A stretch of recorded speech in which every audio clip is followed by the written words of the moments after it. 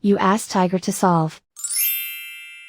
This deals with linear equations with one unknown. The final result is n=3. Let's solve it step by step. Simplify the expression. Expand the parentheses.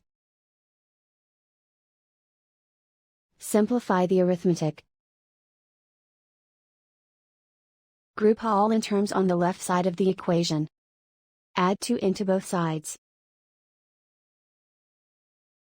Group like terms. Simplify the arithmetic. Group like terms. Simplify the arithmetic. Group all constants on the right side of the equation. Subtract 6 from both sides.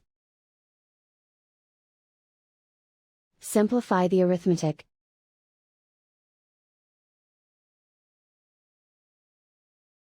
Convert the n into a positive number.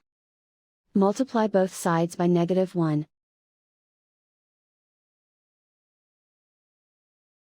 Remove the ones. Simplify the arithmetic. And so the final result is n=3.